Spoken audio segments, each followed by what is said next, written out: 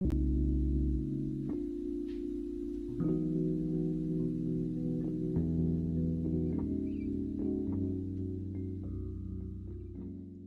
has a compelling personal story that has provided her a deep understanding and an empathetic disposition to the challenges and obstacles facing students that come from a community like ours. She is an administrator and a faculty member at Pikes Peak Community College and an adjunct professor of the freshman seminar at the University of Colorado. She is also the co-author of the textbook Focus on Community College Success, which, as many of you know, is the required text for Essex County College's CSS 101 course. Our guest speaker has a Bachelor of Arts in Communication and one in Psychology, a Master's in Communications, and a doctorate in Educational Leadership. Ladies and gentlemen, please welcome Dr. Regina Lewis.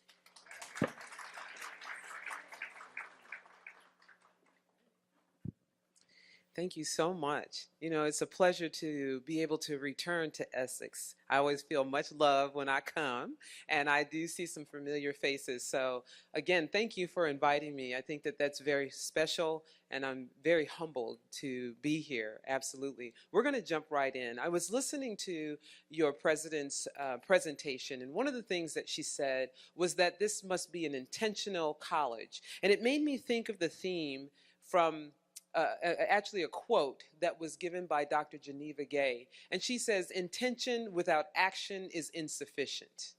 So we must not only be intentional, but we must put the action behind it. And it begins today. And so what I'd like to do is really share with you the hidden rules of success here at our colleges. And what is it that our students need to know? In order for a student to really know the hidden rules and behaviors, they must be told what it is.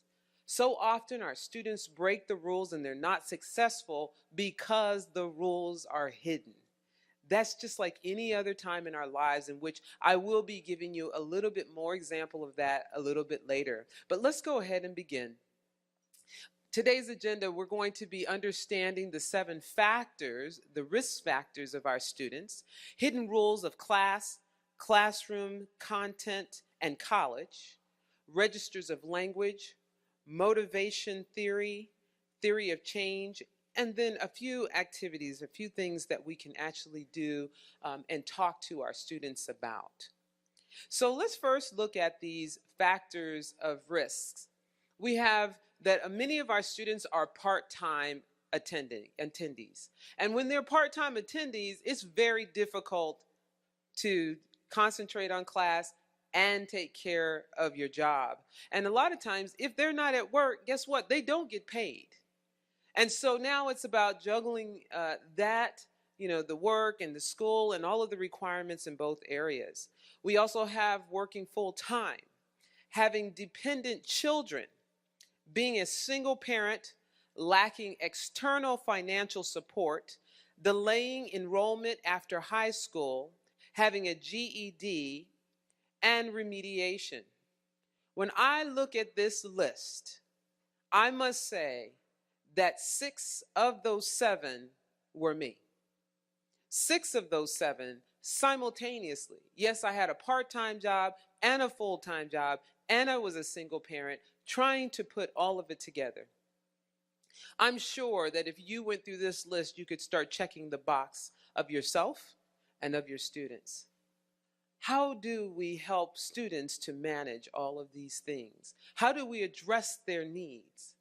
How do we help them to meet the expectations to be able to achieve? It's not an easy task, but it's a task in which many of us here have proven that it does in fact work and that we can achieve that. One of the first things that we must do is that we must suspend our mental models of what a student is. So often we look at our minds to really guide us as to who this student is and where they actually come from. But sometimes when we have these mental models, then it actually does more damage than it does good. Let's understand what the mental models are. First of all, they are internal pictures of how the world works. How the world works. So we have it in our mind how we think the world works. And if I went around and started asking you how you think the world works, it's going to look different than the person next to you. Another is that it exists below awareness. They are theories in use, but often unexamined. They determine how we act and can help or interfere with learning. But in order for us to be able to achieve, we must suspend our mental models. When we don't, we believe that we know the answer. We believe that if we see a student, it's obvious to us what their problem is and what they need to do to actually fix it and achieve. It kind of reminds me of this. It's just, there's all this pressure, you know? And sometimes it feels like it's right up on me and I can just feel it, like literally feel it in my head, and it's relentless. And I don't know if it's going to stop. I mean, that's the thing that scares me the most, is that I don't know if it's ever going to stop. Yeah. Well, you do have a nail in your head. It is not about the nail. Are you sure? Because, I mean, I'll bet if we got that out of there... Stop trying to fix it. No, I'm not trying to fix it. I'm just pointing out that maybe the nail is causing... You always do this. You always try to fix things when what I really need is for you to just listen. See, I don't think that is what you need. I think what you need is to get the nail See, out. you're not even listening now. Okay, fine. I will listen. Fine. It's just, sometimes it's like there's this achy, I don't know what it is. And I'm not sleeping very well at all. And all my sweaters are snagged. I mean, all of them. That sounds really hard. It is. Thank you. Ow! Oh, come on. If you would just... Don't. Hey. That's so familiar, right?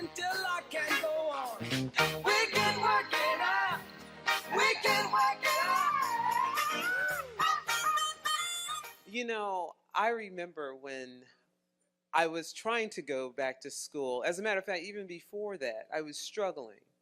And some of you are familiar with my story and realize that I did have my struggles. Here I was in my 30s, trying to raise my son as a single parent, trying to take care of the household, and suffering along the way. Because I had this son who would look at me with these big eyes and thought that I was a superhero. Felt like I could do any and everything, and I believed that I could. I just didn't have the support. I didn't have the access to be able to do those things. And when I would go to individuals and ask them, what is it that I need to do? They could see the nail in my head. They told me that the answer was to go to school, that I need to go to school and that would fix everything. But I would hesitate. I would hesitate going to school, and my hesitation to them looked like I just wasn't interested, that I wasn't motivated to go to school. But the real problem was there was no relationship. I cannot share my troubles, my woes with someone who I don't know. If I had had the relationship, they would have understood that my priority was my son. And in order for me to go to school, I had to know that he was going to be taken care of, that there was going to be childcare, that there was going to be some financial support so that I can go to school and I can concentrate. See, James Commerce says that no significant learning or change can occur without a significant relationship. Once people understood that, then I was in action. I remember when my son came home one day and said, Mom, I know what I want to be when I grow up. And I said, what's that, Charles? Now I'm looking at him saying, please don't let it be a basketball player because you're a little bit too short. He says that he wanted to go to the Air Force Academy and he wanted to be an astronaut. I thought that was great until 2 weeks later when there it was, 3 soldiers coming to our home to let us know that his father was killed in a helicopter crash. That was devastating because now I'm trying to figure out how do I continue to get my son to go on this path when the path is the one in which his father died on. How am I going to do that? So I made a deal with him. I called it Action Pact. It was a pact between my son and I to take action on our education. I decided to go to school, but see, when I tried to go to school in my 30s and I took that placement test that our keynote speaker was speaking about, I could not even get into our lowest remedial course. And you wonder why. A little later, I'm going to talk about the hidden rules of learning and exposure that really did impact my life all the way through my life. So I went and sat with 7th and 8th graders, and I was able to go to school, and I started. There were 2 things I always had in my hand: my son's hand and my book. And the entire community knew about that. I made a deal with them. I said, listen, I'm going to go back to school and I'm going to get a PhD, but I'm going to get it before you graduate from high school. And I'm going to show you the hidden rules and behaviors to persist to reach your goals. I'm going to do that. So it started. We started going. We weren't going to stop. And I had amazing teachers, amazing people that knew what it was that I needed to achieve. And I started going. Well, I have to say, 6 days before my son graduated from high school, I got my PhD. Yeah. And when I got it, man, first of all, I was just thinking how many children like my son in his situation gets to see their parent achieve such a thing. And then I went to his school, and for those of you who know my story knows that it was the most exciting day of my life. Because 6 days later, when I got ready to go to his school, then he said to me, he says, Mom, now, when I went to your graduation, and you saw the big sign that said Dr. Lewis, you cried up the stage, across the stage, back down the stage. And let me tell you, they started taking pictures. I look so crazy in those photos. Please don't ever cry ugly. You must cry cute. I've been practicing ever since. He said, the next thing is you wore this big yellow robe. I said, and? He said, don't wear it to my graduation. I said, excuse me? Why not, Charles? He said, because you look like a big bumblebee. Excuse me? I said, let me tell you, as a matter of fact, I meant to look like a bumblebee. I said, because a bumblebee bumbles along and never flies straight, but it always hits its target. And also, a bumblebee shouldn't be able to fly because its wings are paper thin, too thin for it to carry its big, heavy body, but it flies anyway. And my son is looking at me so intently, and he said, don't wear that to my graduation. Fine. So I wore a beautifully green, bright green suit. I walk inside and they're calling all the students' names, and believe me, when they started calling their names, they were so conservative. They were clapping, good job, Johnny. Oh, Amber, nice. I was like, you wait till they call Charles up here. My mother and my sister's like, please calm down. Don't embarrass us. I said, I got this. Now, you know how some of us are. We don't know how to act. When it came time for my son to walk on the stage, then the principal looked over at me. He knew how I was going to be. He leans in, and I'm ready. And he announces, Charles Edward Lewis III. I was like, oh, that's my baby up here. People were looking at me like, oh, goodness, how could she ever? I said, oh, you haven't seen nothing yet. As my son started to walk across the stage, he had that swagger. He had the hand thrown back. He started doing his little walk. I said, oh, yeah, there he is. And they announced that my son had been accepted to the Air Force Academy, West Point, Purdue, Embry-Riddle, the Naval Academy. He was doing it. He was doing it. I was extremely proud.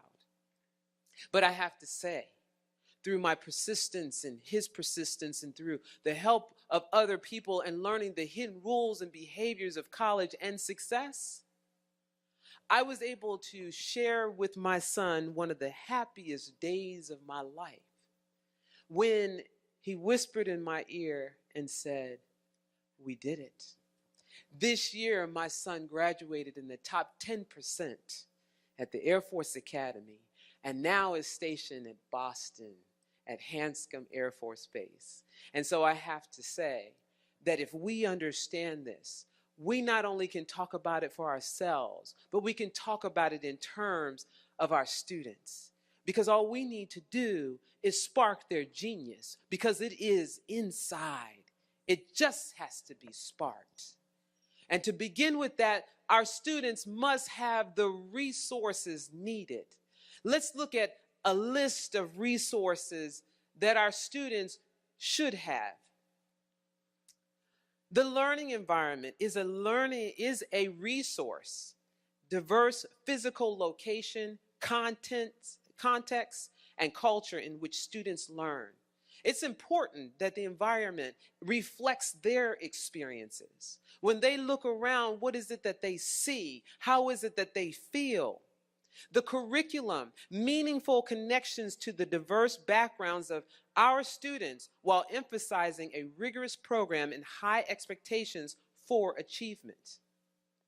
Pedagogy, empowering students to value all differences, incorporating cultural information into the curriculum instead of simply adding it on. We also want to look at procedures, policies that explicitly enforces multicultural values and expectations. See, all of our students have a different background. And how are we incorporating it? Or are we only incorporating our values, our culture? Faculty and staff, respect for the legitimacy of different cultures, not being technical, but relational through authentic caring. We must care authentically. And then we can really seek relationship. Additionally, we have to look at, for the students themselves, family, operating within the unique structure of the home and school successfully. See, I had to not just look at what was happening at school, but I also had to pay attention to what was happening at home. And if I could not balance the two, something was going to give. Cultural identity is important, scholar identity, language, and spirituality. And when we look at these things, we need to look at them on an individual basis and understand how they connect, how they influence our students. If you were to draw your hand and you were to place all of these different resources, I would ask you to start putting a value to each one of them for yourself. In the area of the learning environment, when you look at the learning environment, where would you rate that in terms of how you feel, how you believe that that learning environment is? Would you rate it at a 1 where it's very low? Or would you rate it at a 5 where it's very high? This would really be dependent upon where you stand and is it conducive to your life? And we could go through each one of these.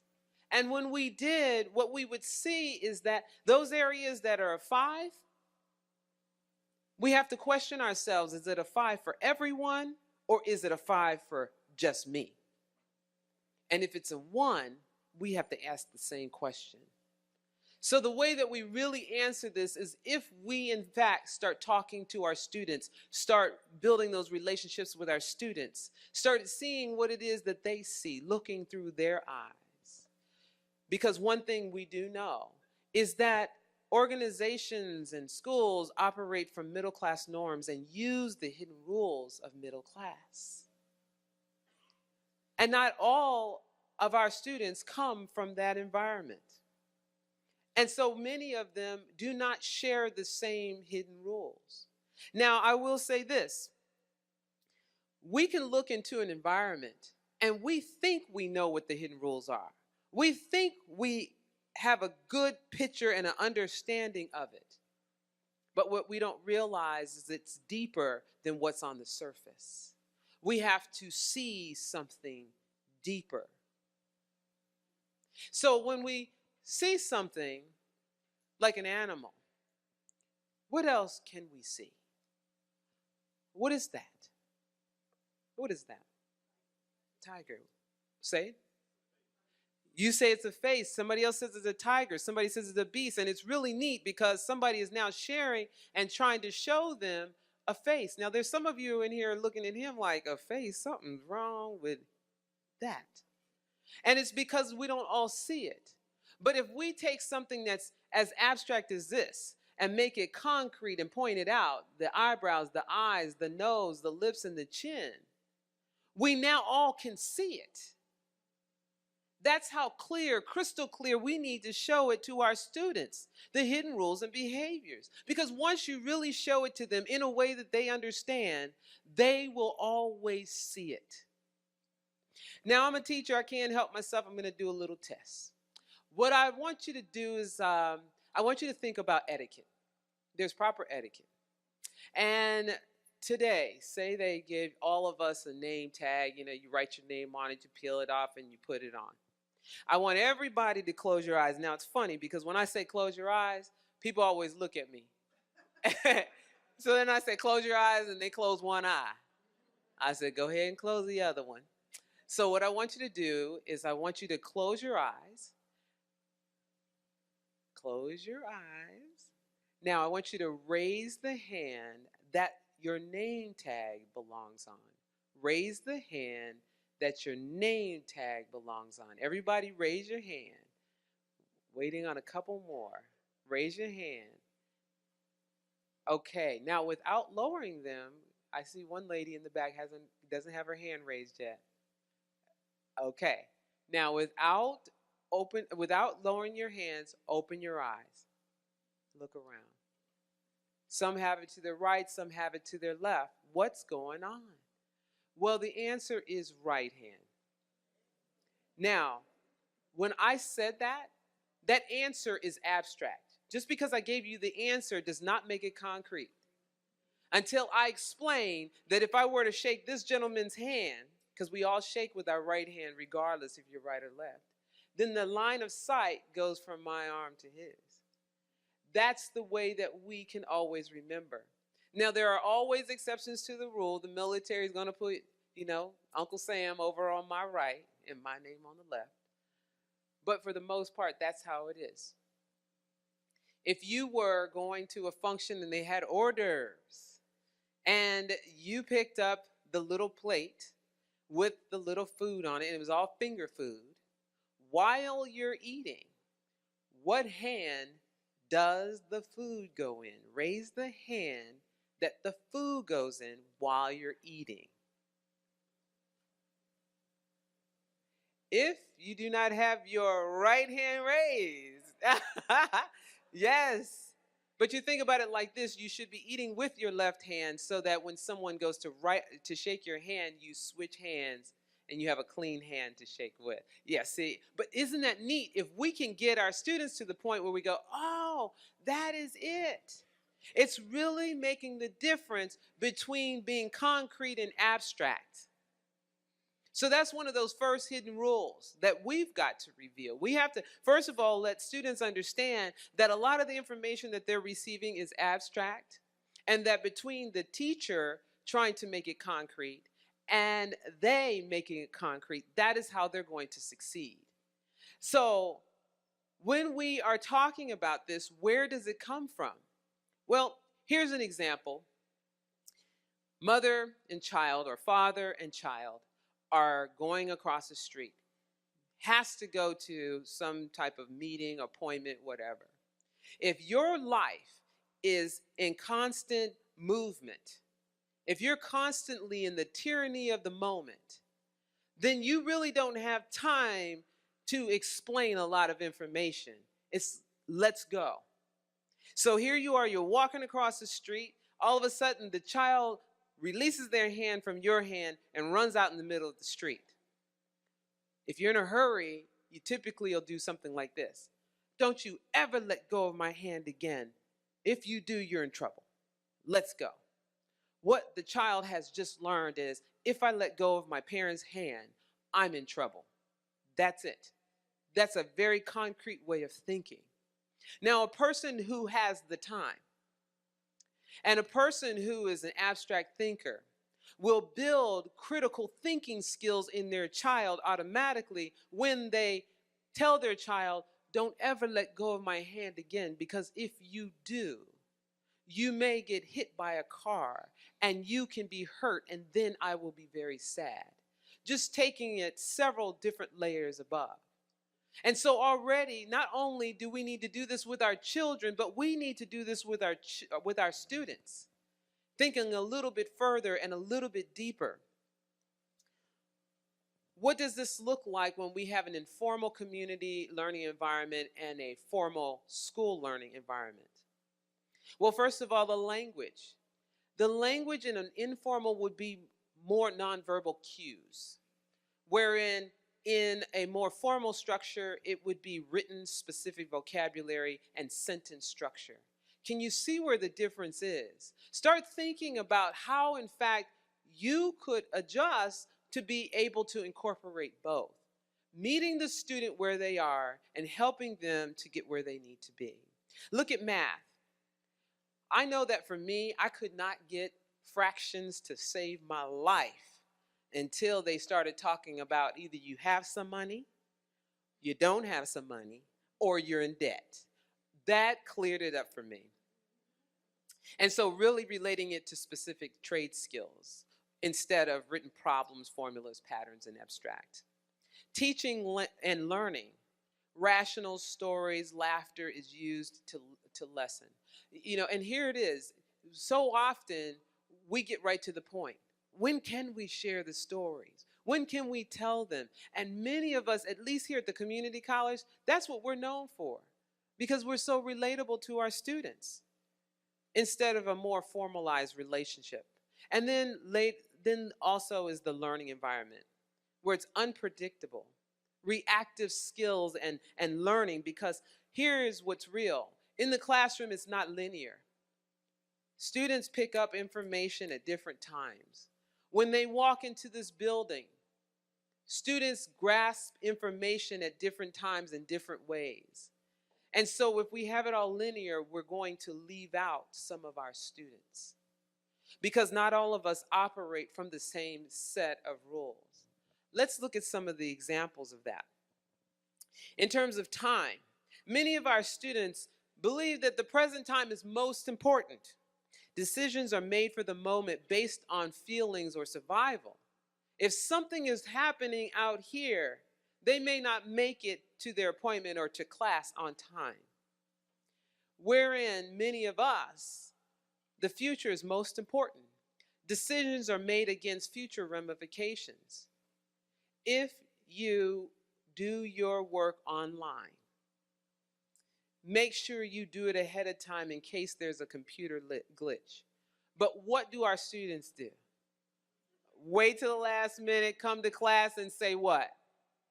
There it is. So we think differently. How do we work together between these two schools of thought? How about in terms of money? Think about financial aid. How do students spend their financial aid? They spend it right away. Yes. What else? How about they use it to pay bills and pay their rent?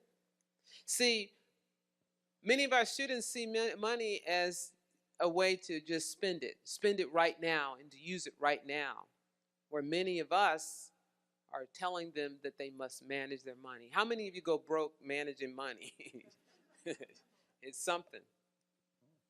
Then there is that many of our students, they see education as something that is valued and revered as abstract, but not as a reality. Students may come to school.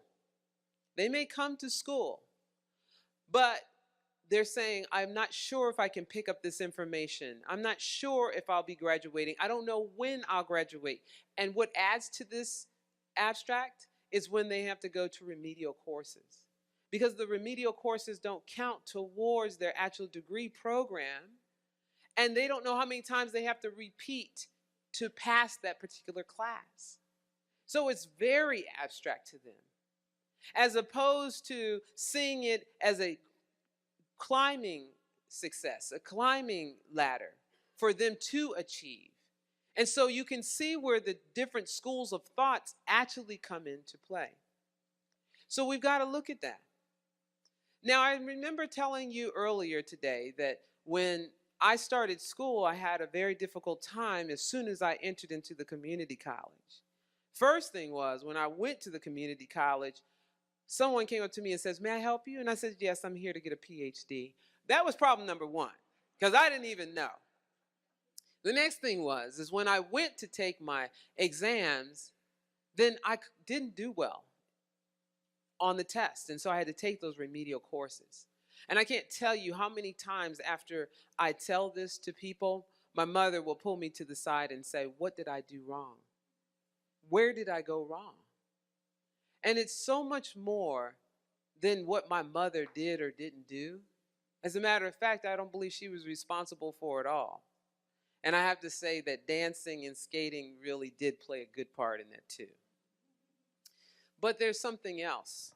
Our students begin at a deficit. Many of them do. Right at the very beginning of school when they're entering into kindergarten. Because see, here's what happens.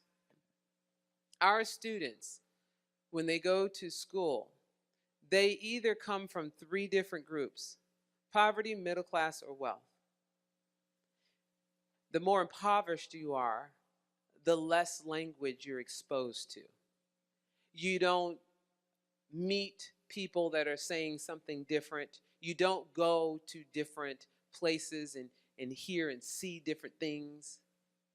By the time you're in middle class, then you will probably go somewhere for summer vacation. Conversations are a little bit more extensive, more than likely, and they're not using a frozen language.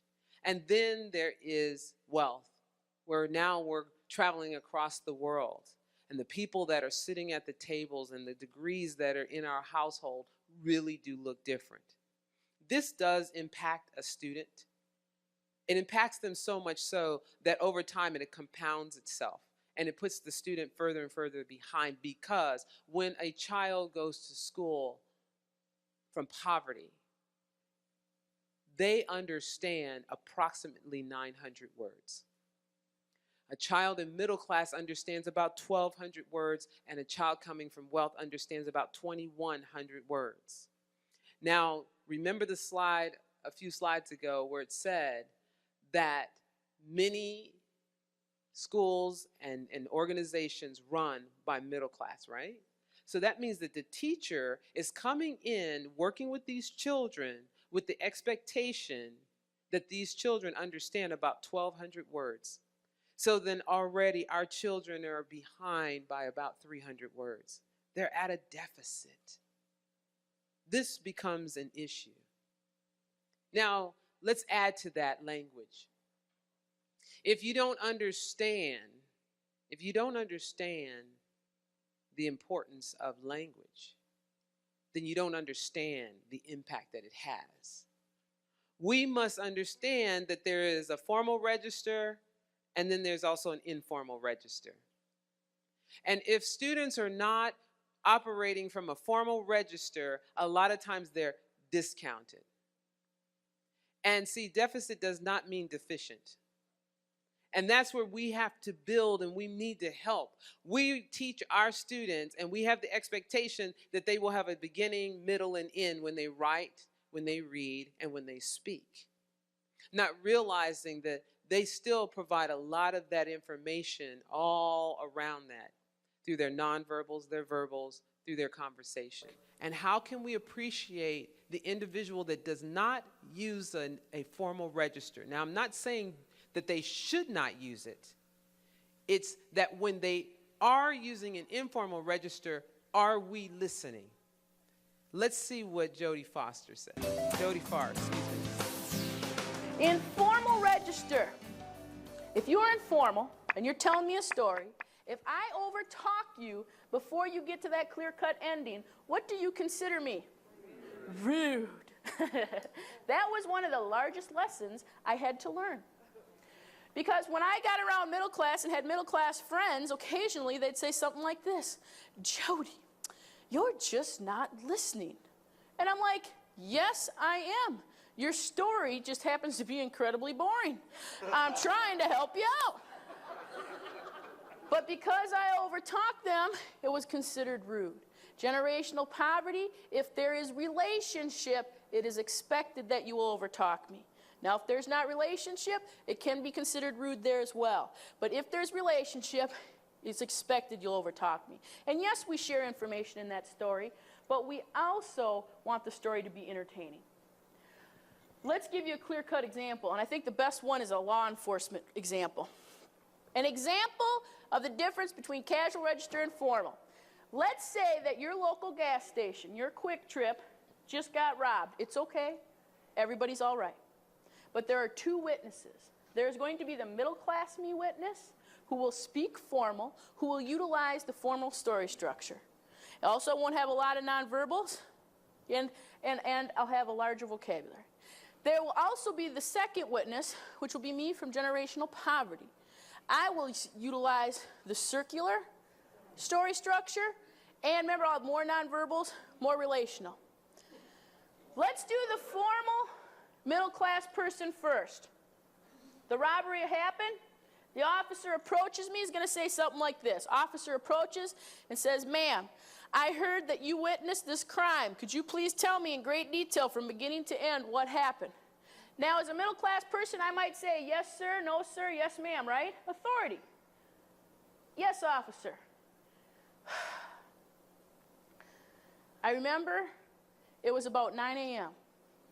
because I remember the radio announcer stating that when I got out of my vehicle. Officer, I proceeded directly through the front doors, directly to the back. I was in the process of opening up the cooler when I heard a commotion up front. I turned. It appeared that a gentleman was robbing the store, so officer, I just took a step back in the corner where I remained until he exited, at which time I called 911 on my cell phone. And the officer might say, ma'am, could you please tell me in great detail what that gentleman looked like? I'd be like, officer, I'm sorry, I viewed him for a short period of time. I mean, all I really recall is he had long blonde hair and a denim jean jacket. Now, the officer may question me a little more about this, but let's move on. Eventually, the officer is also going to say, ma'am, could you please tell me what type of weapon? And again, I'd be like, officer, I viewed him for a short period of time from the rear. I mean, he was waving his hand profusely. I mean, it was dark in nature. I'm really unsure. And then the officer questioned that a little bit more, but eventually says, well, thank you. Here's my card if you think of anything else. Is that pretty middle class? Yeah. Woohoo. You should give it up for me. That's hard for me to do. All right. I sweat through that every time. Profusely. Yes. Okay. Now the officer comes up to me. I am from generational poverty. I'm going to have the circular story structure. I'm not going to be chronological. There may be a lot of people in it. I might have a lot of nonverbals. Please do not get hung up on my enunciation or dialect. It changes when I go to South Dakota as well. Okay? So it might go something like this. The officer approaches, same thing. Ma'am, could you please tell me? I heard you were a witness. Could you please tell me from beginning to end what happened? And I'd be something like this. Yeah, I'll tell you what's going on. Here's what's going on. Me and my girls, Jax, we're down here getting some milk. Because I got her 4 kids. Up and down, up and down, up and down, up and down, up and down, up and down, up and down. On my new damn couch. My couch, I worked 2 jobs for that couch. 2 jobs, and 1 job I didn't even like. Do that. Shoot. You got a sergeant for a boss. That's got to suck to be you. Which, by the way, is your sergeant old mustache face? You know the man who grows hairs right out his nose. Is that your sergeant? Because you got to let him know we are going to just smack him down one of these days. I mean, the way he threw Fred down 2 weeks back, he didn't have to do that. Well, let's get real honest. None of us really like Fred, but ain't none of us going to throw him down like that. You know what I'm saying? But you might want to let him know to lighten up a little bit. And then you know what? I got puke everywhere. Puke here, puke there, puke there. You can't leave puke set. You know you can't leave puke set. I mean, you got kids, they puke. My oldest boy right through his nose. That's his daddy stuff. You know what I'm saying? But anyway, then I was 20 minutes late to work just because I had to clean up the puke. And then I got a boss. That boss got so excited, it reminded me of that lady in the corner. The lady in the corner. Woo! Woo! I'm like, what is the big deal? This guy ain't even gonna pop. I'm telling you, he only got a 38. You got a double 4K sitting right there. You know what I'm saying? And Jack's trying to go, that's old man's cousin. That's old man's cousin. I'm saying, that's not old man's cousin. Which, by the way, did I tell you why I got Jax and her 4 kids in my house in the first place? That's because her old man stepped out on her. Where is she? Stepped out on her around the corner with the hoe, but don't tell her I said that because she'd be up in my face. You know what I'm saying about that. But anyway, which, by the way, you know what? When you get done with this, you might want to check on her because she's been busy lately. You know what I'm saying. But anyway, Jack says to me, that's old man's cousin. I said, no, it ain't. She said, yes, it is. I said, no, it ain't. I said, he's in jail. She said, no, he ain't. He's out. She said, that's who's around the corner. That ain't around the corner. You and I both know who's around the corner, but all right. So anyway, I got to get back to these kids. So what you need? Nah. Oh, sure, that you give it up for. That's the easy one. Let's go through it. Let's go through it. Who gave that officer more relevant information? Let's go through it. In middle class, what type of weapon? Dark. In poverty, what type of weapon? 30. And I said, he wasn't going to pop. Pop is a made-up word for shoot. You have a master of nonverbals telling you this guy wasn't serious. Either I saw the empty clip or I read his nonverbals, wasn't nervous. Guy wasn't serious. Okay? The second thing then, in middle class, what'd that guy look like in middle class? Blonde hair, denim jean jacket. Generational poverty, what did that guy look like? Someone catching? Right. Old man's cousin. She said that's old man's cousin. I said, no, it ain't. She said, yes, it is. I said, no, it's not. She thinks he's out of jail. Because she thinks he's where? Around the corner. Who's really around the corner? Her old man. I said, Jax is still in jail. But here's the deal. I'm a concrete processor. So when I work with officers, I try to explain this information in great depth. Do you think I'm going to give you an abstract description of someone when I'm a concrete processor? If I do, don't trust it. Because see, the minute I see you, I associate you to what I already know. It was serious, right? Jody Farr is a national presenter. I'm also a national presenter for Bridges Out of Poverty. And so that's just one of the pieces from there. But this is really serious, and it's about how do we connect with our students, and how do we take a student from an informal register to a formal register. If right now someone came and told you that you need to change what you wear, how you talk, how you carry yourself, how inviting would that be? And why would you change? Until we give a reason, until it makes sense in our mind, why would we? So what I'd like for you to do is just take a moment and talk to the person next to you about how would you change a person, or not even change them, but talk to them about a formal register, a formal way of speaking, as opposed to an informal way of speaking. If you know that a student needs to have that in their repertoire, how are they going to do that? How are you going to make that inviting? So talk to the person next to you and discuss, what would you say about that?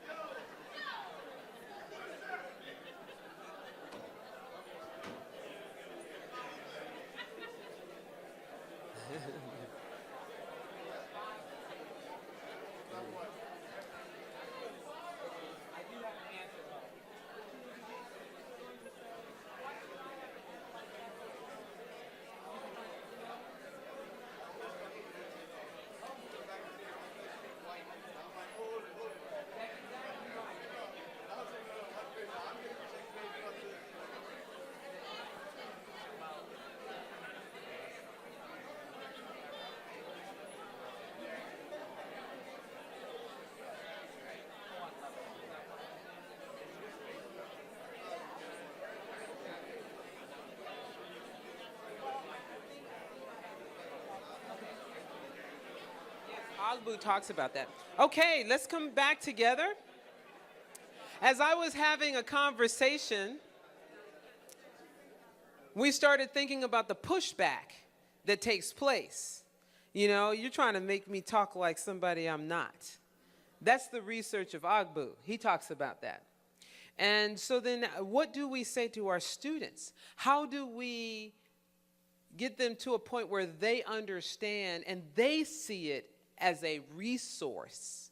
Because, see, language is a resource. But I have to say that it's not easy. It's a process. The elevator of change is out of order. We must take the stairs. So some of the answers may have come from this, teaching them to be bilingual. We don't want them to assimilate, but acculturate. So it's not about getting rid of the way that you talk, just add to it. I cannot tell you how many times that I have been in a situation where I've had to be bilingual. See, when we are bilingual, then we can connect with more people. I've traveled in many different countries, but right here in our own United States, I remember walking down the hall with one of my colleagues past the students' commons. And as I am discussing with her some policies and procedures, I have a student that says, yo, Dr. Lewis, what's up? I said, yo, what's up in the house? And then I said, and anyway, as I was saying before, we can discuss. And she's looking at me like, what just happened? But it changes the game. I don't have to assimilate because, yes, I'm a doctor, but you know what? I'm still Gina from around the way. So how do we help? What do? We don't say, oh, you said that incorrectly. But what we can do is we can paraphrase what was said into a formal style so that the student picks and chooses the words and the information for themselves. That's how we can help. Don't force, but give choice. They now can have the choice of what register they so want to choose. And then start to explain the whys behind it. What benefit is it if I use a different register? Why can't people just accept me the way that I am? But there is use for it. The next thing is that we must motivate and inspire. Motivate and inspire. See, when a person is motivated, then they react to a situation. It's not even much thought into it because they have a feeling, a vision, something, a feeling that once they have that, then they're ready to react to the situation. I can't tell you how many times every year, right after New Year's, I see a lot of motivated people at the gym. And believe me, about 3 months later, they've lost the motivation. But when you are inspired, then you respond to the situation. It's internal on the inside because you're prepared for the barriers that may be in the way. You've already thought about it. So now you can continue to persist. We have to move them in a way that we don't have glass action, as I call it. See, glass action can come out of our teaching style. How we teach can actually stop some of our students because there are different learning styles, correct? We even have our own learning style, and because of our learning style, that's usually our preferred teaching style. And until we switch it up, then we are actually putting glass walls between us and some of those students that learn a different way. Our technology, either we tell our students that they can't have their cell phones in the classroom, or we depend on PowerPoint. We may have a couple of other pieces of technology that we use, but the students of today, especially the younger students, they're way ahead. As soon as we get a new piece of technology, they're laughing because they're like, it's about time. What we have to do is start asking our students. I love asking our students the very first day of class, I want you to write down your top 3 apps and your top 2 pieces of technology. And when they do, I compile the list and take it home and do some research. So it helps me to keep up. But we should look at this because there's so many things out there. I have a teaching tool that will keep my attendance. But the first day of class, you have all your students get together and you take a picture of the class. And then it identifies all your students by face. You learn the names with the faces immediately. It's a really neat tool, but there's all types of things out there. The hidden rules, again, sharing the hidden rules and behaviors to be successful in college. You know what they are. Tell them about the hidden rule of being prepared for class. Tell them the hidden rule about reading before coming. How to highlight, how to take notes. I do what's called the Study Buddy Salsa, where I ask students the entire class, I say, how do you read a textbook? Now share it with somebody next to you. And when they do share it, I say, now share contact information at whatever level you feel comfortable. Then I pose another question. How do you take notes in class? And then you have to go across the room and share that information and get somebody else's contact information. Now we're starting to build community. So these are just ways in which we can help them to understand the hidden rules and behaviors, because a lot of our students miss it. As the department chair of the communication department, I'm actually the one that students come to with complaints. And I had a young lady come to me, and she was very angry because her teacher failed her, gave her an F. And when she said failed her, I didn't know if it meant failed her of her expectations or failed her in a grade. And she said a grade. I said, really? I said, what class was it? And she says it was an online interpersonal communication class. I said, really? I said, so did you do the work? And she said, no. I said, well, okay. She said, no, don't give me that look. She said, because there's a reason why I didn't. I said, well, what's the reason? She said, because I don't have a computer. Maybe there was a hidden rule about having a computer or coming to the school and using one there and time management. But it still was her issue, and we needed to figure out how to help her. And one of the ways was to reveal that hidden rule. The next is verbal. What we say and how we say it, what we discuss, what the jokes are, what the examples are, may not be relatable to all of your students. How do you include that voice? Competitive learning, lack of flexibility. Many of us have our set ways. We don't want to change our ways, but we need to actually get our students to be involved in how we teach, including detextualizing our teaching. The next is that we should be part of their success entourage. Be a part of their success entourage. I mean, when you can be a part of your student's life, believe me, they don't forget this. You're giving them a gift of life. When I gave my son his graduation party, the list was so long because I had to start with his preschool teacher and invite all the way up, because there were more hands in it than just mine. And so when you do that, you're building that success entourage, and that success entourage are those people who could see in you what you may not see in yourself. They are the ones that also help to spark your genius. In addition to that, in your success entourage is bridging capital. Bridging capital looks like this. There are those who are part of your bonding capital and then the bridging capital. The bonding capital are those individuals that can help you to sustain where you are right now. And even though we are a school of higher learning, we may be just helping our students to stay right where they are. How do we become bridging capital that helps them to get further in their education? Well, it comes from sharing that hidden rule. It comes from, just like we heard earlier today, don't just tell them where to go. Take them by the hand and get them there. Give them an exact name and then contact that person to expect them coming. It's kind of like what we do when we're networking. The next is to realize that they are scholars and give them scholar identity. Donna Ford talks about scholar identity. She says that when a student has scholar identity, then they believe that they can do it, that they are capable, and they are competent. That's scholar identity. I don't call my students, and I don't call them kiddos. I call them scholars. I remember walking in the hallway and I says, "Good morning, scholar." And he says, "No, it's Joe."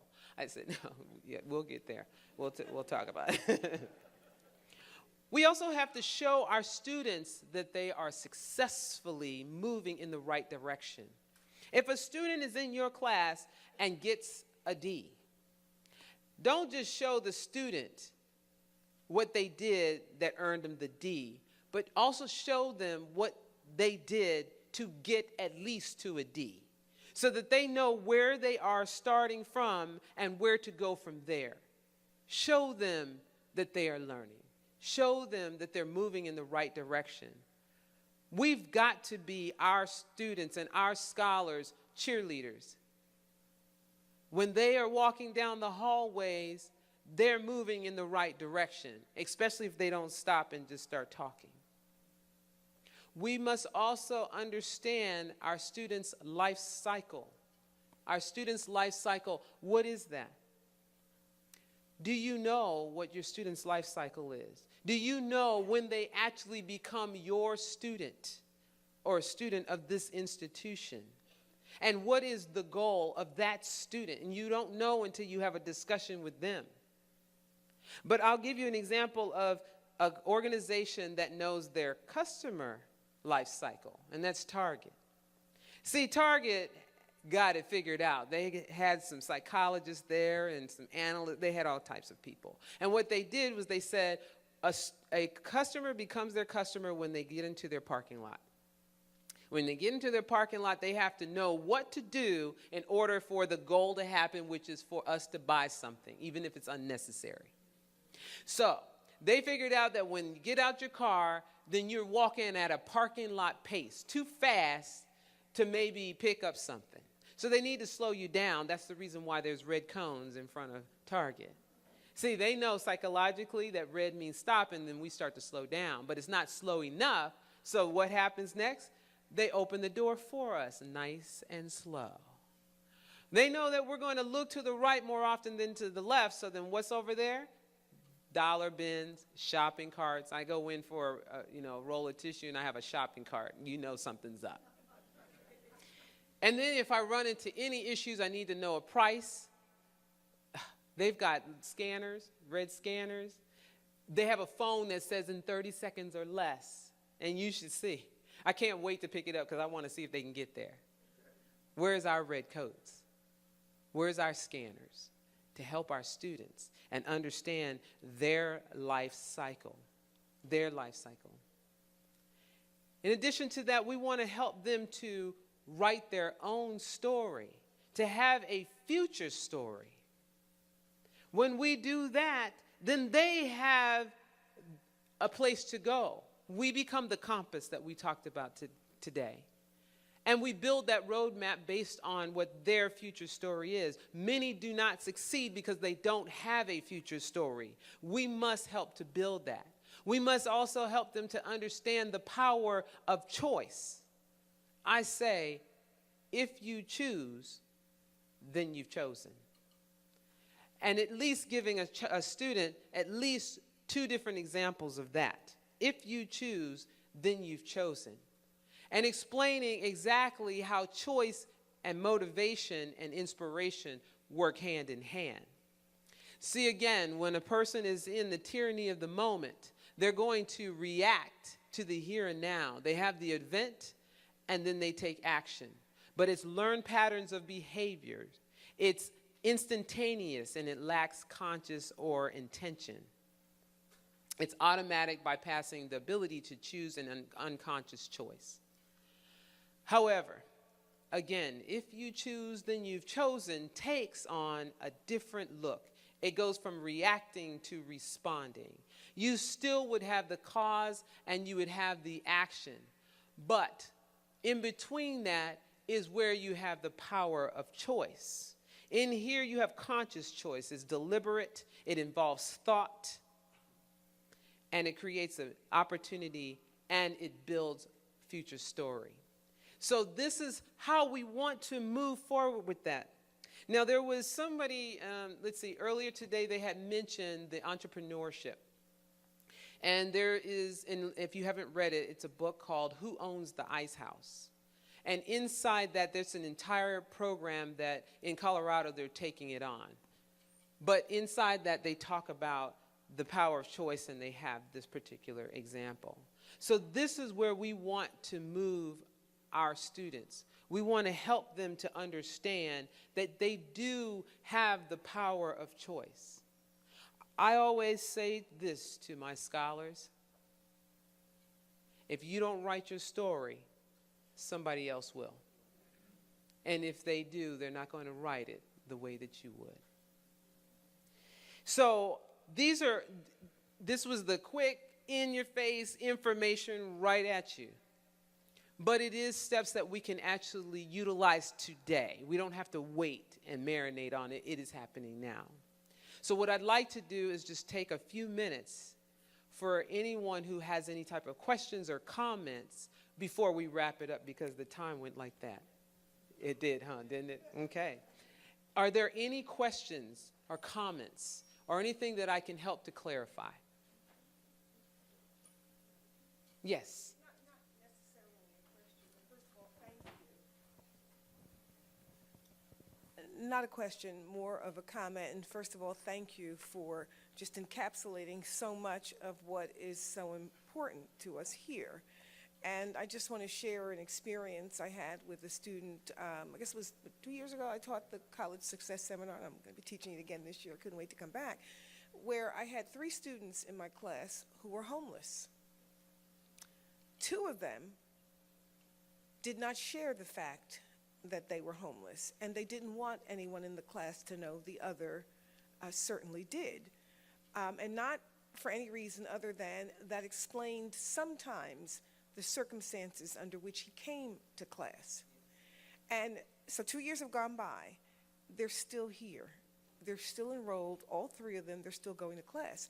And the 2 who were homeless, who are not, said that it was important to them, because I didn't know they were homeless. It was important that they never gave off any clue that they were homeless, because they did not want to be treated differently, and they did not want excuses to be made for them.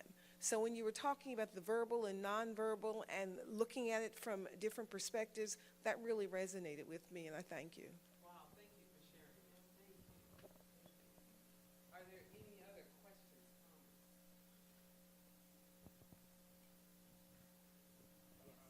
We often have students, I think,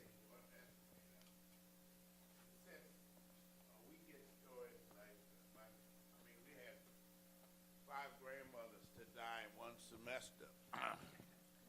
And when I say that, I mean, they expect to use that as an excuse to get over. They don't realize that we came from the same environment that they do. So we usually try to point to success. But one of the things that my colleagues will attest to this, that I advocate all the time, is to be a goal setter. And that goal setting becomes a motivation or a system for existing. In other words, when you get up in the morning, if you have a goal, there's a reason, and you move faster. We have 2,200 students who come here every year thinking they want to major in nursing. And of course, many of them do not get into the program, but it's the goal. They saw a professional in action in some hospital. And I just wondered, you know, where you place goal setting as in your priorities. I really like that question. I really would like to address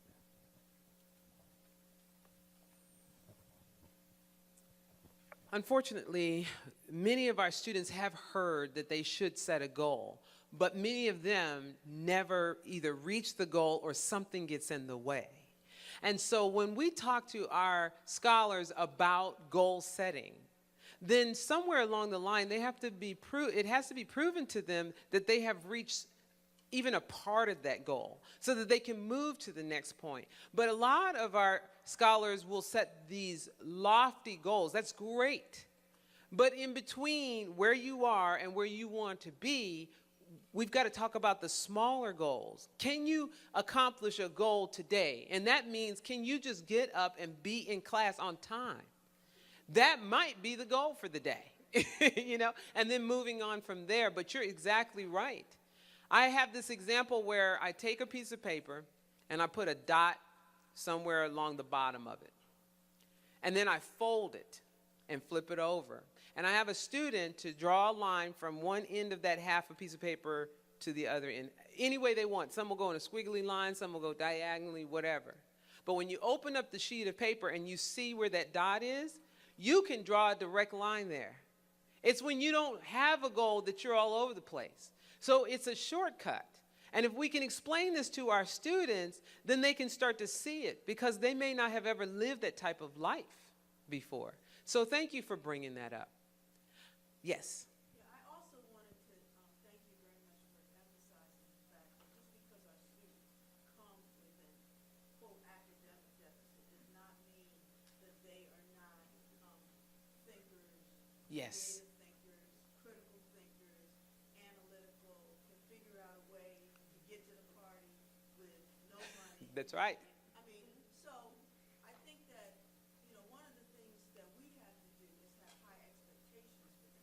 Yes. And not, as you said, be distracted by the way they're informally describing orally or writing what they're saying right then. Because our job is to help them translate that information into a, quote, acceptable product that will help them be successful in an academic setting, but not tell them that they're wrong or that it's bad or Right. that they shouldn't do it that way. I absolutely agree. Thank you for that. If you have any more questions, if you would like to talk to me, feel free. I'm going to be here for the remaining of the day, well, at least until 4. I have to fly out. But it has been my pleasure to be here.